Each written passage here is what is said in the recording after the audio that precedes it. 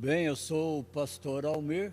Nós vamos estudar a respeito do milênio. É um prazer ter vocês. O milênio é um assunto interessante e instigante que nos motiva cada vez mais termos o desejo de conhecer a palavra de Deus e Deus. O milênio, na visão futurista, é pré-milenismo porque crê que a vinda de Cristo ocorrerá antes do milênio. E o período de 1000 anos no milênio será de forma literal, sobre o reinado de Cristo como Messias estabelecendo o reinado na terra. Nós somos dispensacionalista clássico porque defendemos que as promessas relacionadas a Israel vai se cumprir no futuro. Mas antes de falar a respeito do milênio, nós vamos falar sobre o tribunal de Cristo, depois a respeito do milênio, e depois do milênio nós vamos falar a respeito do tribunal do trono branco. Mas sempre deixando ciente que o livro de Apocalipse se encontra sem ordem cronológica, é um labirinto onde as passagens bíblicas se intercalam entre si, formando um quebra-cabeça, enigmas para serem desvendados. Nós vamos falar agora de forma específica sobre o tribunal de Cristo. Romanos 14:10, 2 Coríntios 5:10 diz: todos havemos de comparecer ante o tribunal de Cristo, para que cada um receba por meio do corpo, bem ou mal. Apocalipse 22:12 diz: eis que cedo venho, porque o meu galardão, o meu presente está comigo, para dar a cada um segundo as suas obras. Nós vamos receber, no decorrer desse estudo, nós vamos ver 3 tipos de galardões diferentes. O primeiro galardão fala a respeito de coroas. Então, Apocalipse 4, versículo 4 e 10 diz: e ao redor do trono havia 24 tronos, que representam 12 anciões de cada tribo de Israel e 12 apóstolos de Jesus Cristo, vestido com vestes brancas, e tinham sobre a sua cabeça coroas de ouro, e lançavam suas coroas de ouro diante do trono, dizendo: digno é o Cordeiro de receber honra, glória e poder. Então aqui nós vemos que tanto os 12 anciões representantes da tribo de Israel, quanto os 12 apóstolos, tinham as suas coroas nas suas cabeças, e eles tiravam a coroa das suas cabeças e lançavam aos pés de Jesus, e diziam: digno é o Cordeiro de receber honra, glória e poder. E agora nós vamos ver a respeito das coroas, o que está escrito no Antigo Testamento e no Novo Testamento. No Antigo Testamento existem 4 palavras hebraicas para coroa. O termo netzer significa narizeu, separado, consagrado. Tanto o sumo sacerdote quanto o rei de Israel eram separados e usavam essas coroas na sua cabeça, com uma placa de ouro com uma inscrição dizendo: santidade ao Senhor, que era fixada com um cordão azul à frente da mitra do sumo sacerdote, e também sobre a vida do rei de Israel, em Êxodo 28:36, Êxodo 29:6, Êxodo 39:30, Levítico 8:9, 2 Samuel 12:30, diz: fizeram uma folha de coroa de santidade de ouro puro e escreveram: santidade ao Senhor. Então, aqui na cabeça do sumo sacerdote, na sua mitra, tinha uma plaquinha que estava escrito: santidade ao Senhor. Então nós vemos aqui a primeira palavra relacionada à coroa no Antigo Testamento. Segundo, Zacarias 6:11, Provérbios 4:9, Provérbios 12:4, Cantares 3:11, Ester 8:15, Ezequiel 16:9 e 12 diz: o termo para coroa era atara, que designa outras coroa para alguém digno de honra, para nobres, reis estrangeiros e recém-casados. Aqui também nós vemos a palavra coroa, designando que a coroa era concedido às pessoas que eram dignas de honra, aos nobres, aos reis estrangeiros e aos recém-casados. E a terceira palavra que identifica a coroa em Ester 1:11, Ester 2:16 e Ester 6:8, Keter significa coroa real com pedras preciosas e vestes reais que o rei costumava a vestir.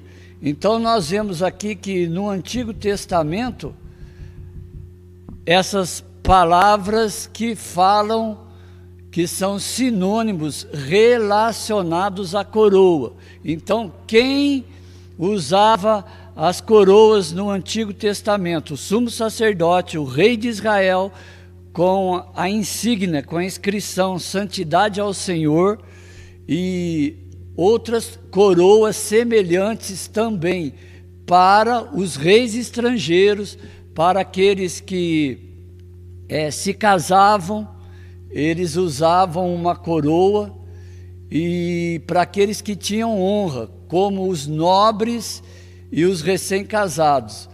E agora nós vamos ver no Novo Testamento, e depois nós vamos entrar propriamente nos versículos do Novo Testamento que falam a respeito de coroas. Mas a gente precisa entender duas coisas aqui. Há duas palavras gregas para coroa no Novo Testamento. E eu quero dizer que alguém quiser fazer alguma pergunta, pode fazer, que a gente vai tentar responder. Se não souber, depois a gente traz a resposta. Então a primeira é Estéfanos, a coroa do vencedor, que é conforme 1 Coríntios 9:24. Não sabeis que os que correm no estádio, somente o vencedor leva o prêmio, o galardão, o presente? Então a primeira palavra é Estéfanos, que fala a respeito da coroa, a respeito do vencedor. É aquele que corre num estádio e somente um leva o prêmio. Por exemplo, hoje, antes de vir para a escola de ministério, falar a respeito do estudo a respeito do milênio, eu vi somente uma pessoa aqui em Jacareí correndo, se exercitando, se preparando para a corrida, para que ele possa fazer ou designar, para que ele possa disputar. E aqui nós vemos que todos os cristãos estamos na mesma situação. Se a gente deseja receber essa coroa, nós temos que ser um atleta bem preparado. E de que forma o atleta se prepara? Fazendo exercício, tendo condição física, para poder correr e vencer essa coroa. E de que forma nós, como cristãos, podemos nos preparar? Conhecendo a palavra de Deus, buscando a face de Deus, buscando conhecer Deus dentro de um relacionamento, dentro de uma intimidade, não dentro de uma religiosidade, e tendo o desejo de conhecer Deus, para que nós venhamos alcançar o nosso objetivo, que são as coroas. E depois nós vamos falar sobre as 7 coroas. A segunda palavra, diademas, Apocalipse 19:12 diz: sobre a cabeça do homem assentado sobre o cavalo branco, vestido de uma veste salpicada de sangue, e seguia um exército do céu em cavalos brancos e vestido de linho fino, branco e puro. Então essa coroa de diadema estava sobre a cabeça de Jesus, que estava assentado sobre um cavalo branco, conforme diz Apocalipse 19, versículo 12, 13 e 14, com umas vestes salpicadas de sangue e um exército dos céus também em cavalos brancos e vestidos de branco e linho puro e seguindo ao Rei dos Reis e Senhor dos Senhores, ao único Rei, Criador dos céus e da terra e do universo, Criador do homem segundo a sua imagem e a sua semelhança, e o único que deve receber honras, glórias e louvor e adoração. Por causa disso, os 24 anciões estavam pegando as suas coroas, tirando das suas cabeças e lançando aos pés do Cordeiro, aquele que for morto, mas venceu e abriu, conforme diz Apocalipse, os livros que haveriam de se abrir. Então nós vemos aqui que nós precisamos entender que coroas que nós conhecemos aqui como coroas da Bíblia são diferentes. A coroa que nós conhecemos aqui é uma coroa normal, circular, de ouro, que a gente coloca sobre a cabeça. Agora, a coroa da Bíblia, que a gente precisa entender que ela é diferente. Além de ser colocada na cabeça, ela te reveste, ela te dá uma vestimenta, e ela vem até um pouco abaixo dos joelhos e um pouquinho acima dos pés. É como se fosse uma vestimenta. Isso que a gente precisa entender, que a gente vai ver no decorrer aqui das 7 coroas que o cristão vai receber. E esse tribunal aqui não é para condenar o cristão. Esse tribunal aqui é para galardoar os cristãos, dar presente para os cristãos, para aqueles que trabalharam para o reino. Então, nós vamos falar agora a respeito da primeira coroa, que é Tiago, capítulo 1, versículo 12, e Apocalipse 2:10, que diz: a primeira coroa é a coroa da vida, para aqueles que suportaram com perseverança as provações, as tentações da vida e foram fiéis até a morte. Receberão corpos glorificados semelhante a Jesus, conforme 1 João 3:2, quando Cristo se manifestar, o veremos e seremos semelhantes a Cristo. Romanos 8:29, porque os que conheceu predestinou para serem conforme a imagem de seu Filho, a fim de que seja o primogênito entre muitos irmãos. Então a primeira coroa que a gente vê aqui é a coroa da vida. E o que é a coroa da vida? São dadas para aqueles que suportaram com perseverança as provações, as tentações da vida e permaneceram fiéis até o fim. Estes receberão como coroa da vida um corpo glorificado, semelhante a de Jesus. Jesus foi crucificado, ressuscitou ao terceiro dia e tem um corpo glorificado, e da mesma forma os cristãos terão um corpo semelhante a de Jesus, terão um corpo glorificado conforme o corpo de Jesus, porque diz que ele é o primogênito entre muitos irmãos. Então a primeira coroa não significa que você vai receber uma coroa, escrito coroa da vida, que vai ser colocado sobre a sua cabeça. Pelo contrário, você vai receber essa coroa da vida, mas ela é um corpo glorificado, semelhante a Jesus. Esta é a primeira coroa que os cristãos recebem. A segunda coroa que os cristãos recebem é a coroa da justiça. Malaquias 3:2-3 diz: devemos oferecer a Deus ofertas de ouro, de prata como justiça. Isaías 64:6, palavra de Deus diz: a nossa justiça é trapo de imundícia diante da justiça de Deus. 2 Timóteo 4:7 diz: combati o bom combate, acabei a carreira e guardei a fé. versículo 8: desde agora a coroa da justiça me aguarda. O que é a coroa da justiça? A base do trono de Deus são as ofertas de ouro, prata como justiça. Primeiro, para recebermos essa coroa de justiça, temos que ter misericórdia sobre a vida das outras pessoas, temos que ter compaixão pela vida das outras pessoas, temos que ter a graça de Deus no nosso coração, na nossa vida, e temos que ter a justiça de Deus no nosso coração e nas nossas vidas.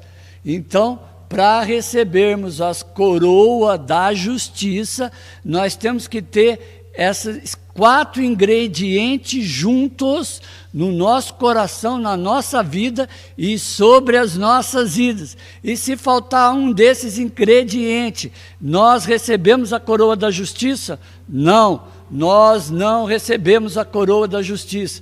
Mas se nós tivermos esses 4 ingredientes, nós teremos a coroa da justiça sobre as nossas vidas. E é comum. Eu, como cristão, talvez eu possa não ter misericórdia pelas vidas e nem pelas almas. Talvez eu, como cristão, eu possa não ter compaixão como deveria pelas vidas e pelas almas. E talvez, como cristão, eu não tenha a justiça no meu coração conforme eu deveria ter, não a minha justiça, porque a minha justiça, a palavra de Deus diz, tudo que eu fizer, tudo que eu realizar é trapo de imundícia diante da justiça de Deus. Então eu tenho que ter a justiça de Deus no meu coração, na minha vida.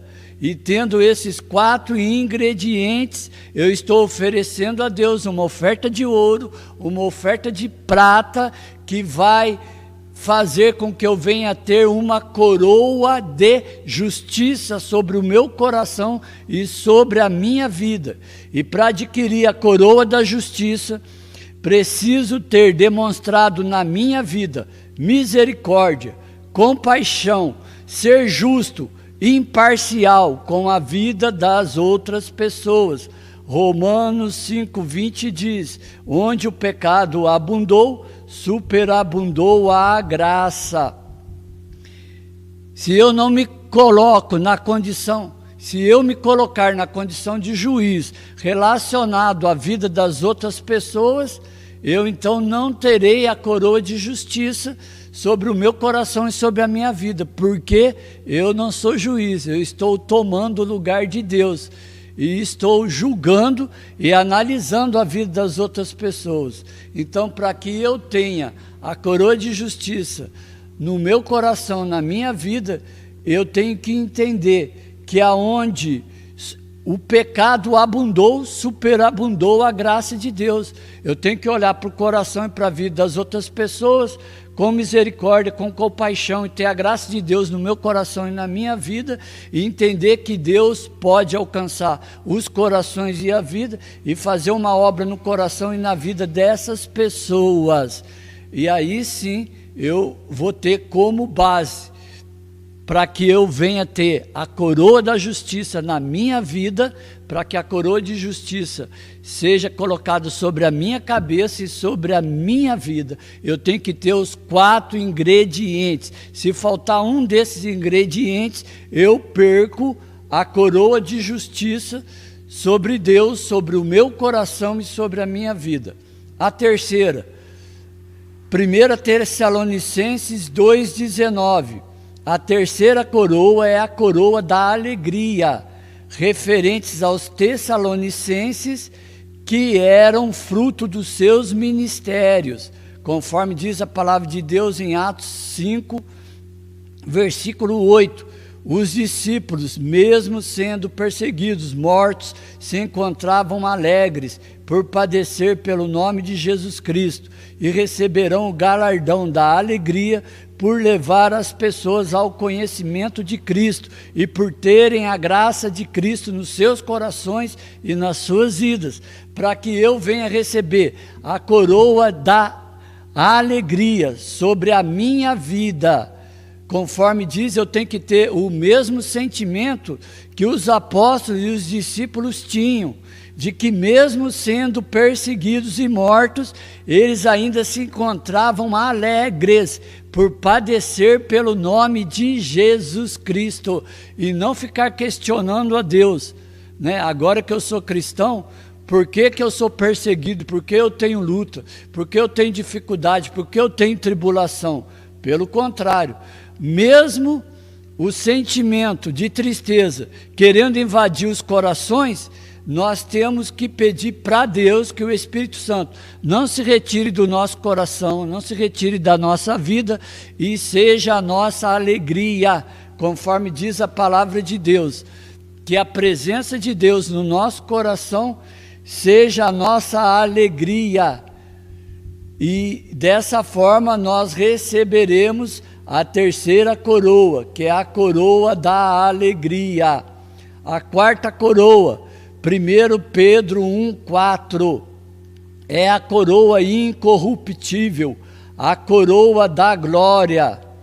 Aos pastores que apacentarem as suas ovelhas, aos líderes, aos cooperadores que são modelos, conforme a imagem e semelhança de Jesus Cristo, e são formadores de opiniões, conforme Ezequiel 34 diz, que as ovelhas fracas eles fortaleceram, que as doentes eles visitaram e curaram, que as quebradas eles ligaram, as desragadas e perdidas eles foram atrás e trouxeram de volta para o aprisco, e colocaram essas ovelhas para apacentarem em pastos gordos e beberem águas tranquilas e viverem de forma profundas e tranquilas. Então todos os cooperadores do Evangelho, que conforme Ezequiel 34 diz, que fizeram o que se encontra em Ezequiel 34:4, fortalecendo as ovelhas e trazendo essas ovelhas para o aprisco, para que elas fossem guardadas, protegidas do lobo que queria devorar as suas vidas, essas receberão a coroa incorruptível, segundo 1 Coríntios 9,16, porque que também, como cooperadores, continua dizendo, porque não podem anunciar o Evangelho se gloriando, ou como se fosse imposto isso sobre a vida deles como uma obrigação, mas de forma voluntária, de mente boa. Dessa forma, tereis prêmio, mas de vontade dúbia ou duvidosa, tereis apenas uma parte da dispensação, da mordomia, do presente, do galardão, porque não entenderam qual o chamado de Deus sobre as suas vidas. Então, esses cooperadores que cooperam com o Evangelho, mas não dentro do chamado que Deus tem para a vida deles, a palavra de Deus diz que eles apenas terão uma parte da dispensação, da mordomia, do presente e do galardão. Mas aqueles que entenderam qual o chamado de Deus para o seu coração, para a sua vida, terão os seus galardões, terão e receberão a coroa incorruptível, a coroa de glória. Então, para recebermos a quarta coroa, que é a coroa incorruptível ou a coroa de glória, nós temos que fazer a obra de Deus de forma voluntária e entendermos qual é o chamado de Deus para o nosso coração, para as nossas vidas, porque é comum e pode acontecer. Às vezes nós podemos realizar a obra de Deus sem entender qual é o chamado de Deus para o nosso coração, para as nossas vidas. E para nós entendermos esse chamado, nós temos que ficar aos pés de Jesus, até que Ele trate com o nosso coração, com a nossa vida, e nos mostre realmente qual é o chamado de Deus para o nosso coração, para as nossas vidas. E isso é o que mais acontece dentro do corpo de Cristo. Terceiro, 1 Coríntios 9:25, e diz E todo aquele que luta de tudo também se abstém para alcançar uma coroa incorruptível. Cristãos que lutam com perseverança e empenho na sua vida cristã, esmurrando o corpo para terem domínio sobre o próprio corpo, sobre domínios sexuais, vícios comuns como cigarro, drogas, álcool, e renunciar o limite da capacidade física. Também receberão esta coroa incorruptível ou de glória aqueles que procuram esmurrar o seu próprio corpo para terem domínio sobre situações sexuais, vícios comuns como de cigarro, droga e álcool, para chegarem a renunciar do limite da sua capacidade física. Tanto é que o versículo diz que eles, o apóstolo Paulo dizendo, procura esmurrar o seu próprio corpo. Ele procura, com todo o seu esforço, pedir a graça de Deus sobre a vida dele para que ele tenha força para não pecar contra Deus diante dessas situações.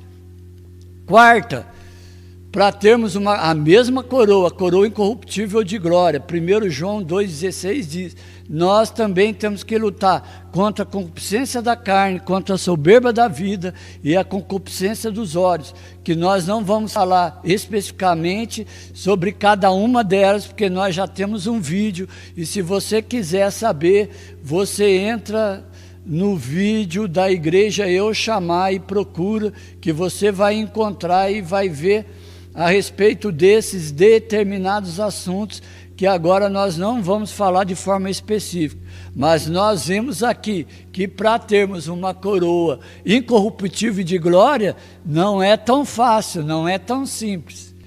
Então, nós precisamos lutar até os limites da nossa capacidade física, a ponto de pedir as misericórdias de Deus e as graças de Deus sobre as nossas vidas.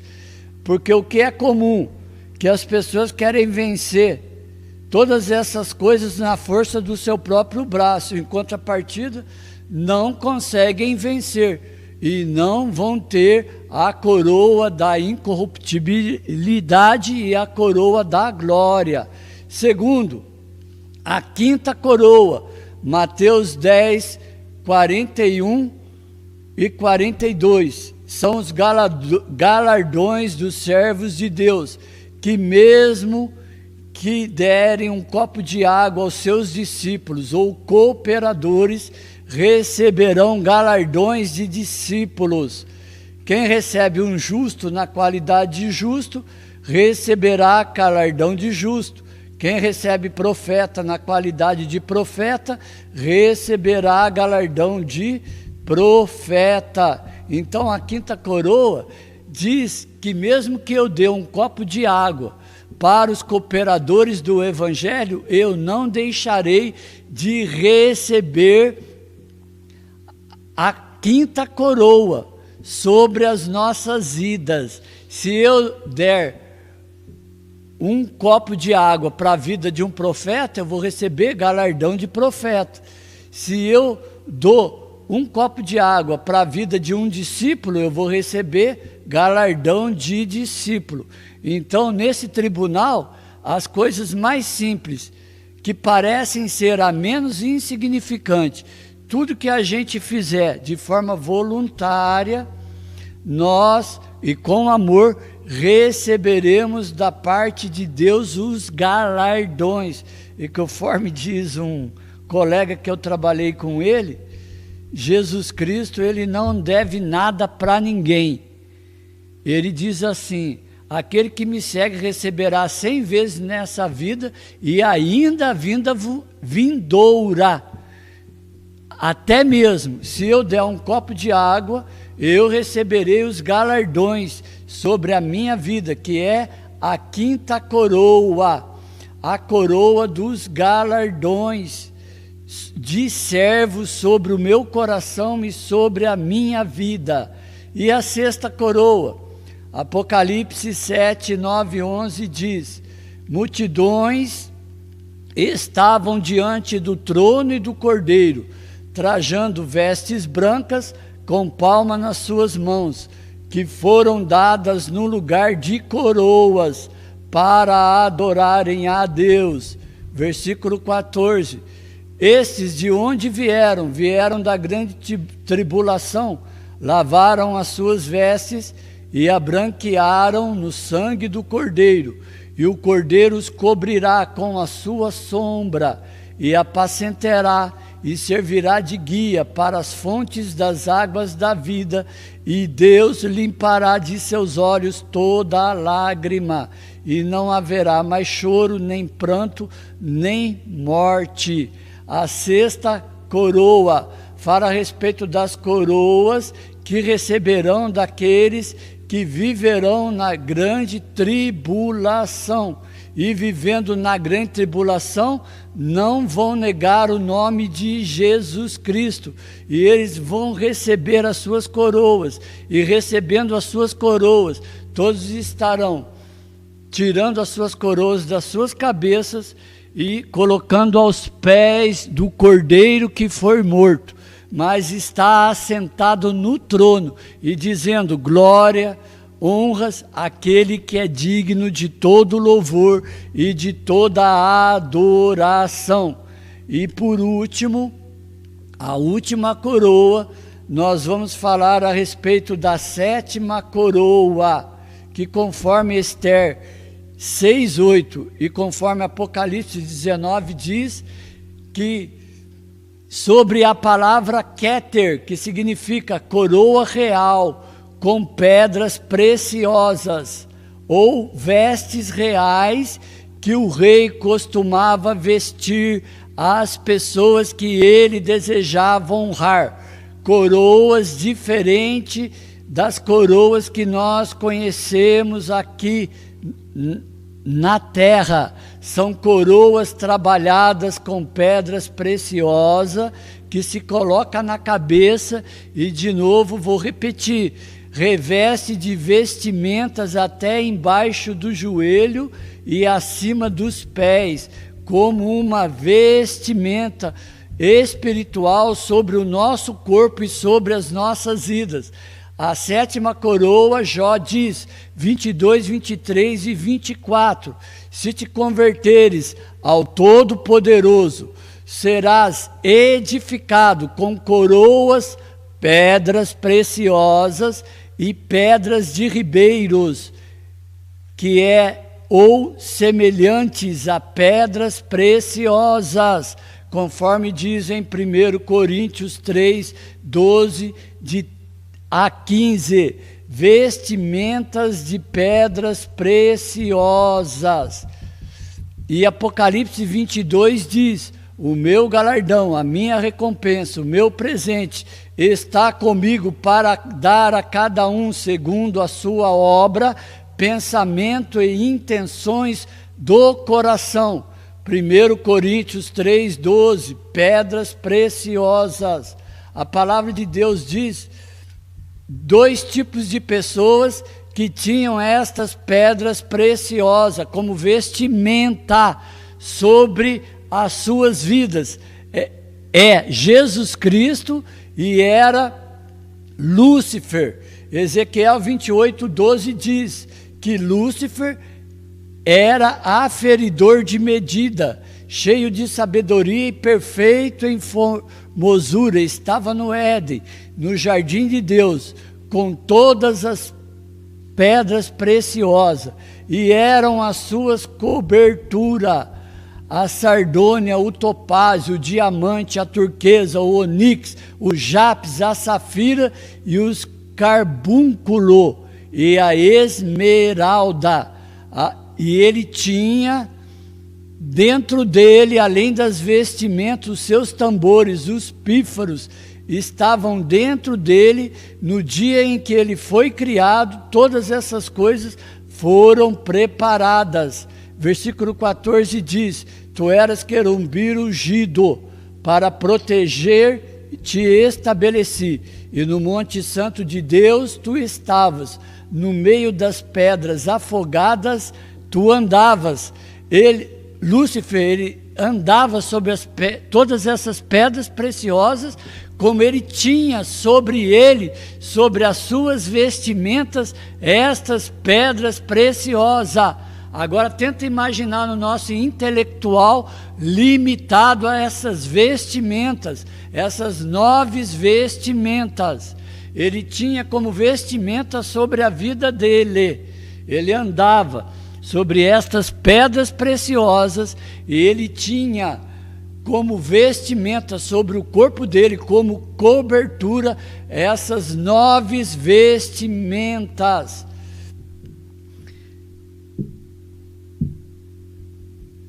E não tinha somente 3 pedras preciosas, que representavam, primeiro, a onipotência, ter todo o poder, onisciência, ter ciência, conhecimento sobre todas as coisas, e terceiro, onipresença, poder para estar em todos os lugares. Então ele não tinha as 12 pedras preciosas como cobertura sobre o seu corpo e sobre a sua vida, porque ele não tinha essas 3 pedras preciosas, a da onipotência, a da onisciência e da onipresença.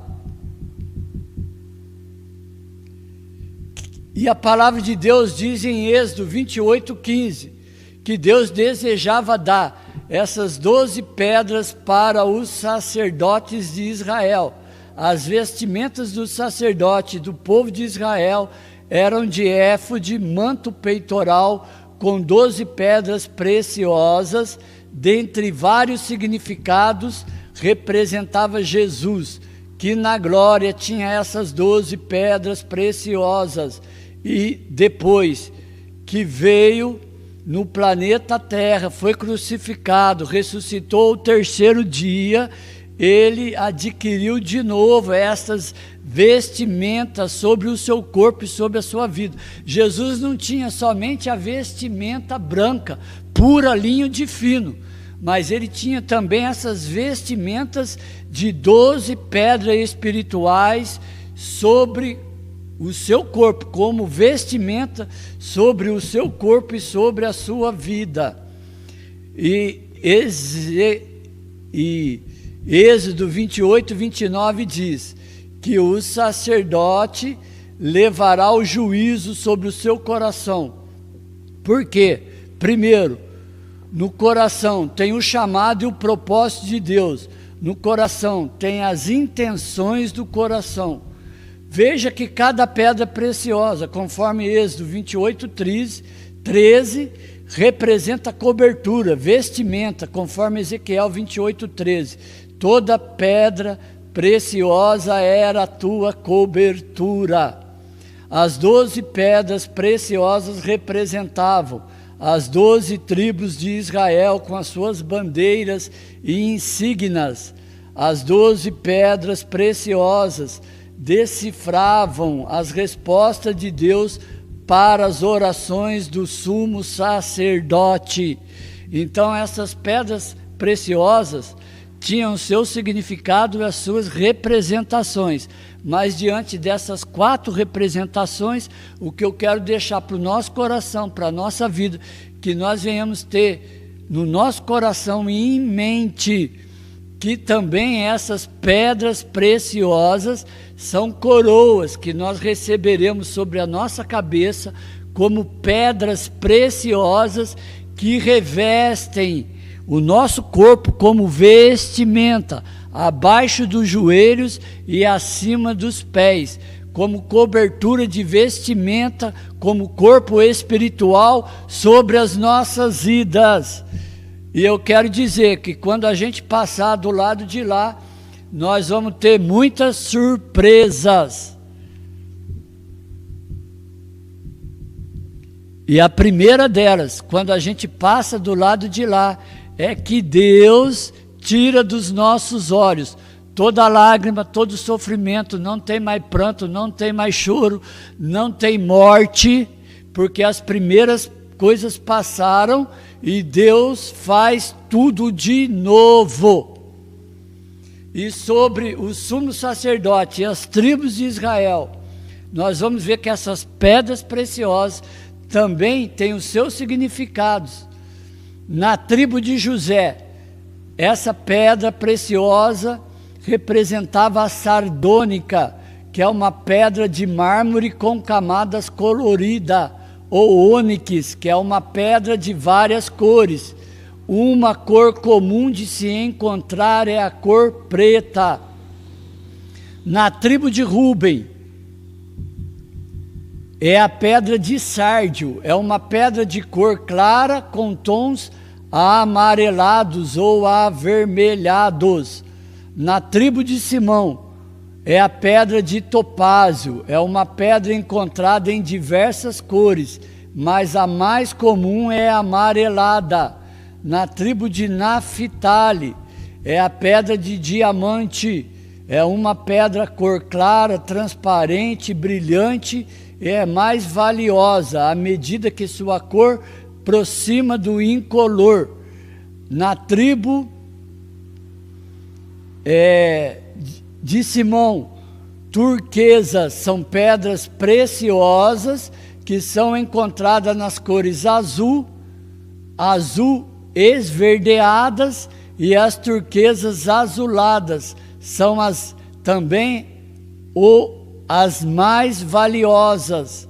Na tribo de Dan, a pedra de safira é pedra azul. Na tribo de Benjamim, a pedra de jaspe é uma variedade de pedra semicristalina de agregado de quartzo opaco granulado, cores diversas e cores comum vermelha. Na tribo de Levi, carbúnculo é uma pedra que sua cor principal é vermelha, fogo com tonalidade castanha. Na tribo de Judá, a pedra esmeralda é uma pedra de cor verde clara e escura. 1 Coríntios 3,12 e Apocalipse 3,18 diz: agora, relacionado a respeito das outras obras que não são pedras preciosas, vestimentas de pedras preciosas. Mas eu quero dizer o seguinte, que no próximo vídeo, que nós vamos dar continuidade ao estudo sobre o milênio, eu esqueci de colocar, eu tenho ela aqui no computador, essas pedras, eu vou mostrar quais são as tonalidades dessa pedra num pendrive no próximo vídeo.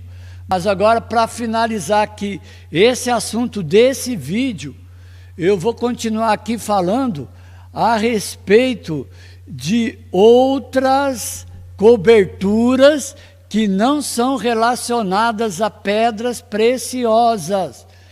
1 Coríntios 3,12 e Apocalipse 3,18 diz que as obras de madeira, de feno, de palha, que permanecerem pelo fogo, receberão galardão, vestimentas brancas, conforme Apocalipse 3,18, vestimentas brancas. 1 Coríntios 3,12 diz: e se alguém sobre este fundamento formar um edifício de madeira, de feno, de palha, o fogo provará qual seja a obra de cada um. Agora nós vamos ver que as nossas obras que as obras dos cristãos vão serem provadas no fogo, e que o fogo vai determinar a obra de cada um. Tudo aquilo que fizemos, tudo aquilo que realizamos para Deus, Deus vai provar no fogo. Na Bíblia, madeira é símbolo de pessoas que fazem as coisas de Deus de acordo com a sua própria vontade, não debaixo da boa, agradável e perfeita vontade de Deus, conforme diz Romanos 12:2. Então, a primeira obra aqui de madeira diz que a obra de madeira são a respeito daqueles que fazem a obra de Deus sem serem de acordo com a boa, agradável e perfeita vontade de Deus. Então nós temos que ter uma intimidade, uma ligação. sermos bem próximos do Espírito Santo de Deus e ficarmos na dependência do Espírito Santo de Deus para fazermos a obra de Deus de acordo com a vontade de Deus. E é uma coisa comum fazermos as coisas de Deus de acordo com os desejos do nosso coração, de acordo com a nossa vontade ou de acordo com os desejos do coração dos homens, que eles querem e desejam que nós venhamos fazer. Mas nós temos que descobrir em Deus qual é a boa, perfeita e vontade de Deus sobre o nosso coração e sobre as nossas vidas, porque daí nós apresentaremos a nossa oferta de madeira e ela vai ser consumida, e sendo consumida, tudo aquilo que nós realizamos de coração, mesmo não fazendo de acordo com a boa, agradável e perfeita vontade de Deus, depois nós vamos ver que todas essas obras podem ser aceitas, mesmo que elas não sejam aceitas de acordo com a vontade de Deus, nós não perdemos a nossa salvação. Nós temos a nossa salvação no nosso coração e nas nossas vidas. A segunda obra é a de feno, é capim, é a erva seca, obra sem consistência. Isaías 15:6 fala sobre assolação, secou o feno, definou a erva e não há verdura alguma. Isaías 51 diz que o Filho do Homem se tornaria em feno. Então, não podemos apresentar uma obra como feno diante do altar de Deus, porque ela não tem consistência, não tem resistência. As pessoas são inconstantes. Às vezes, ele quer fazer a obra de Deus e por alguns obstáculos, ele para no meio do caminho, ele não vai até o final. E começam a recomeçar tudo de novo, mas não chegam a concluir. Então, aqui a gente aprende que a gente tem que realizar uma obra de Deus constante na presença de Deus, sabendo que Jesus é o nosso galardoador e as coisas que nos esperam. O que nos espera como cristão? A palavra de Deus diz: se eu espero Jesus somente nessa vida, eu sou o mais miserável de todos os homens. Mas se eu tenho conhecimento de que eu tenho a vida eterna, se eu tenho conhecimento que eu tenho um corpo glorificado, se eu tenho conhecimento que eu vou receber como galardão coroas, 7 tipos de coroa, se eu tenho esse conhecimento, eu tenho que ser consistente, perseverante até o fim, para que venha receber a coroa da vida. A terceira, a palha, não se mistura com o trigo. Inconstante, instável, Salmo 1:4 diz: o vento espalha a palha, levados por ventos de doutrina. Jó 21:17 e 18 diz: quantas vezes se apaga a candeia e sobrevém a destruição e dores. 18, porque são como palha diante do vento, pragana que arrebata o redemoinho. E Êxodo 5:7 diz: tiraram a palha dos escravos de Israel, que significa obra sem firmezas.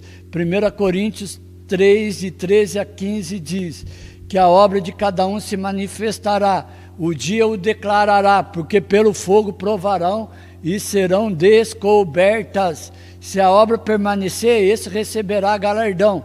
Se a obra se queimar, sofrerá danos, mas será salvo pelo fogo. 1 Coríntios 4:2 diz: requer que os ministros de Deus, dispenseiros dos mistérios de Deus, cada um deles se ache fiel. 4, pois quem julga é Jesus. Apocalipse 3:4. Mas em Sardes tem algumas pessoas que não contaminaram as suas vestes, e comigo andarão de branco, porque são dignas disso.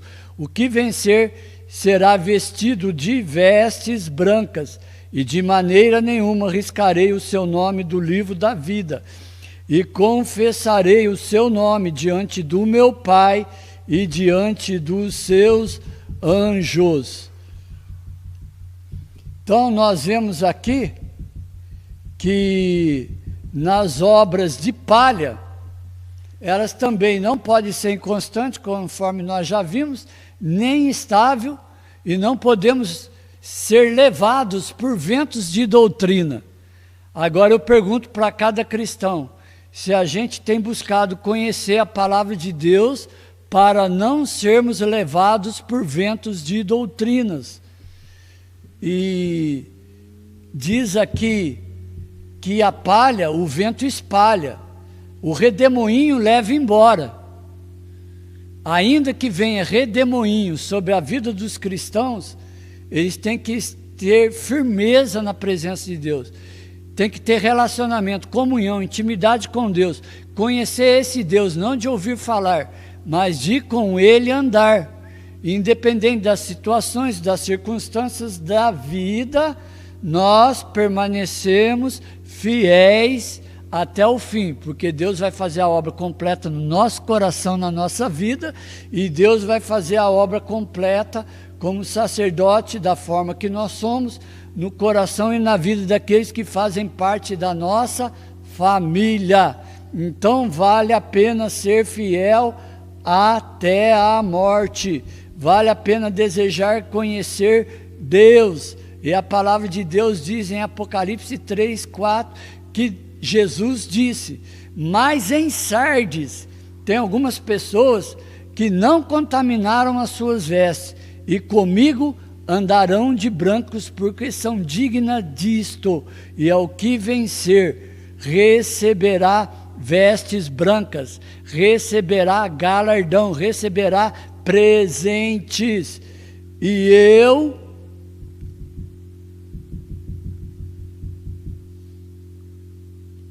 o que eu tenho para dizer? Vamos ficar de pé que a gente já vai finalizar.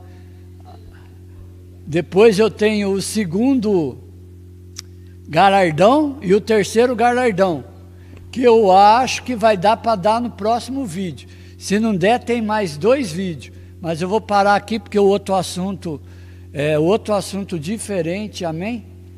Mas uma das coisas que a gente precisa entender sobre o tribunal de Cristo é que nesse tribunal ninguém será condenado. Nesse tribunal nós receberemos 7 tipos de coroas, e são as mais diversificadas possíveis. Isso eu estou falando a primeiro galardão. Ainda tem mais 2 galardões.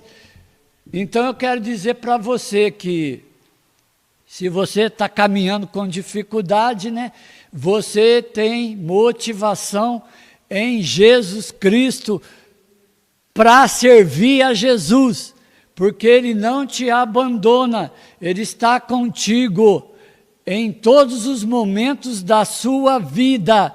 E quando você passar do lado de lá, a primeira coisa que Ele vai fazer é estender o lenço dele, é pegar o lenço dele espiritual, passar nos seus olhos, porque não haverá mais choro, não haverá mais pranto, não haverá mais clamor, não haverá mais morte, mas uma alegria plena, uma satisfação plena, um regozijo pleno. Então eu quero dizer que aquilo que a gente sente hoje é muito pouco diante daquilo que Deus tem para o nosso coração e que Deus tem para as nossas vidas. E quero pedir para o irmão encerrar, em nome de Jesus, e agradeço a todos que assistirem esse vídeo e quero convidar você a assistirem os próximos vídeos, que serão assuntos interessantes e instigantes. Só a respeito de ficar refletindo a respeito dessas coisas, eu fico com o coração alegre, regozijando na presença de Deus. Dá vontade de dançar, dá vontade de pular na presença de Deus, dá vontade de agradecer a Deus. E a melhor forma que você pode agradecer a Deus é se esforçando dentro das suas limitações para ser fiel